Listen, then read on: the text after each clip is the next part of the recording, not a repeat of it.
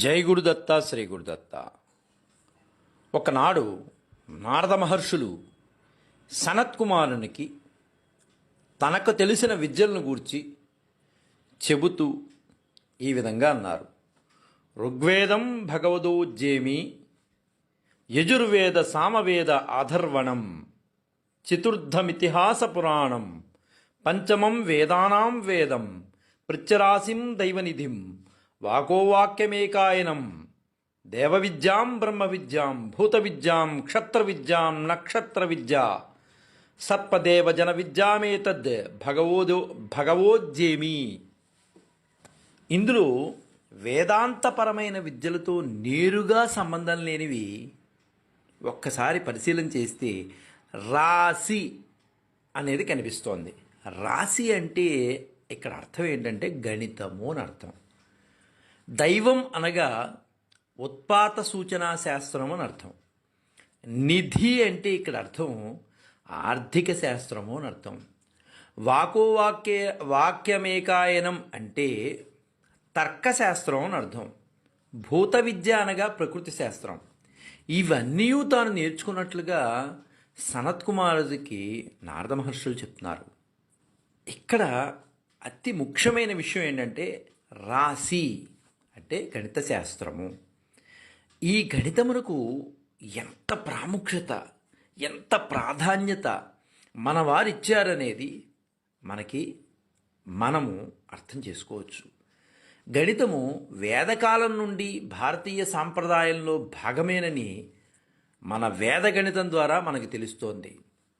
గణితము ప్రాచీన భారతదేశంతో పాటు ప్రాచీన ఈజిప్టు, ప్రాచీన చైనా, ప్రాచీన గ్రీకు నాగరికతల్లో కూడా ఎక్కువగా అభివృద్ధి చెందింది. ఇది వాస్తవం. ప్రపంచవ్యాప్తంగా గణిత అభివృద్ధిలో చూసినట్లయితే భారతీయుల పాత్రే ఎంతో ఉంది. సంఖ్యామానానికి పట్టుకొమ్మైన సున్నా భారతీయుల ఆవిష్కరణే. కొన్ని ప్రాచీన భారతీయ గ్రంథాలు పరిశీలిస్తే గణితం యొక్క ఔన్నత్యం అనేది మనందరికీ అర్థమవుతుంది.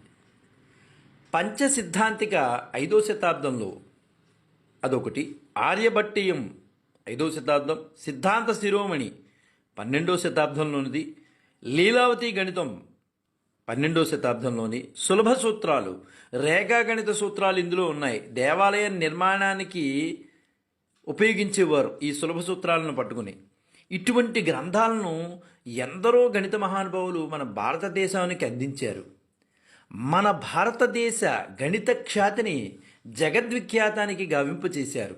సరే, ఇక మన ఆధునిక యుగంలో కూడా ఎందరో మహానుభావులు గణితం గొప్పతనాన్ని వేన్నోళ్ల చాటారు.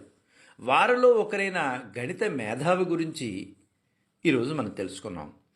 అవార్డులకు అందని వ్యక్తిత్వం, క్రీడల్లో కూడా గణిత శాస్త్రాన్ని ఆవిష్కరించి మనసు రంజింపచేసిన సవ్యసాచి, గణిత క్రీడలతో అద్భుత లీలా విన్యాసాలు ప్రదర్శించి ప్రపంచ గుర్తింపు పొంది చనిపోయే వరకు ఉపాధ్యాయుడిగా గడిపిన భారతదేశ గణితాగ్రేశ్వరుడు దత్తాత్రేయ రామచంద్ర కాప్రికార్ గారు.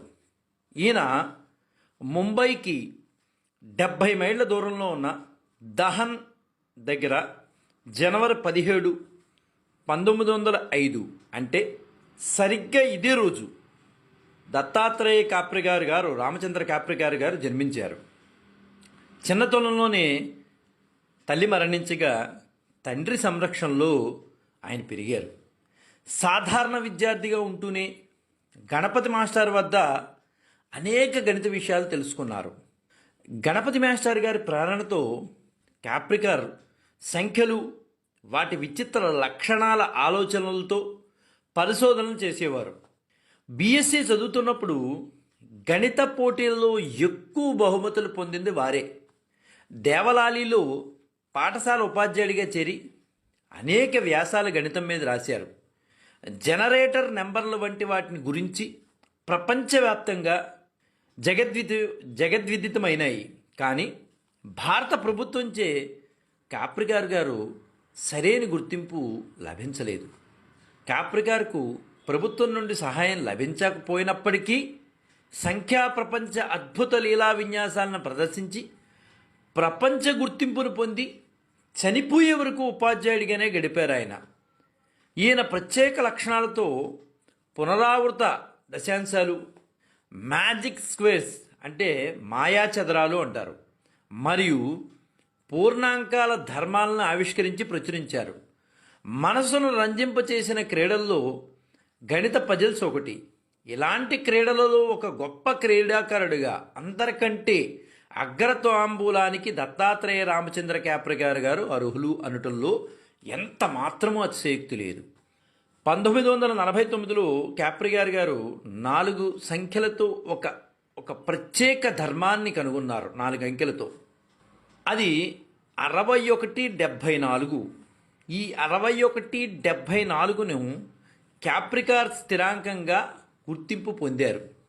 ఏమిటి 6174 అంటే, ఏదైనా వేరువేరు 4 అంకెల సంఖ్యను తీసుకుని దానిని ఆరోహణ అవరోహణ క్రమంలో రాసి వాటి వ్యత్యాసాన్ని మరల అదే విధంగా రాసినట్లయితే దాదాపు 8 సోపానాల లోపే 6174 వస్తుందని నిరూపించిన మహానుభావుడు దత్తాత్రేయ రామచంద్ర క్యాప్రిగార్ గారు.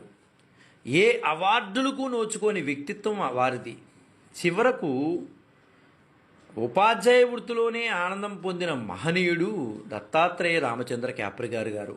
అటువంటి మహనీయులు నేటి గణిత విద్యార్థులకు ఖచ్చితంగా తెలిసి ఉండాలి. గణితాన్ని క్రీడల్లో కూడా ఉపయోగించవచ్చని తెలియజేసిన అపర మేధావి దత్తాత్రేయ రామచంద్ర క్యాప్రిగార్ గారు. తన మేధావితనం దేశానికి ఉపయోగపడాలని అనుకున్నారు, కానీ అది ఎవరో గుర్తించాలని మాత్రం ఆయన ఎప్పుడూ కూడా కోరుకొని అపర గణిత క్రీడా మేధావి దత్తాత్రేయ రామచంద్ర క్యాప్రిగార్. వారు ఇప్పటికీ ఎప్పటికీ గణితాభ్యాసకుల మదిలో నిలిచి ఉండాలని కోరుకుంటూ, ఇలాంటి గణిత గమ్మత్తులు ఎన్నో వివరించిన క్యాప్రికార్ను స్ఫూర్తిగా తీసుకుని గణిత ఉపాధ్యాయులు కూడా గణితం మీద ఆసక్తిని పిల్లలకు పెంచగలగాలని ఆశిస్తూ, ప్రతి గణిత ఉపాధ్యాయుడు అంటే పాఠ్య ప్రణాళిక ఒకటే చూస్తూ పాఠాలు బోధించడం కాదు, అవసరమైన సందర్భాల్లో గణితం కోసం కష్టపడిన మేధావుల చరిత్రను పిల్లల మనసులకు దగ్గరగా వెళ్ళగలగాలి. అలా పిల్లల మనసులకు దగ్గరికి తీసుకెళ్లేవారే అసలైన గణిత ఉపాధ్యాయులు, అధ్యాపకులు. మన గణితాన్ని గౌరవిద్దాం, గణిత ఉపాధ్యాయుల్ని అధ్యాపకుల్ని సత్కరిద్దాం. దత్తాత్రేయ క్యాప్రిగార్ గారికి మనస్ఫూర్తిగా గణిత ఉపాధ్యాయ అధ్యాపక కుటుంబం తరఫున పుష్పాంజలి సమర్పిస్తున్నాను. జై గురుదత్త, శ్రీ గురుదత్త, శ్రీపాద శ్రీవల్లభ చరణదాసుడు, మానికొండ రాజశేఖర్ శర్మ, రాజమహేంద్ర.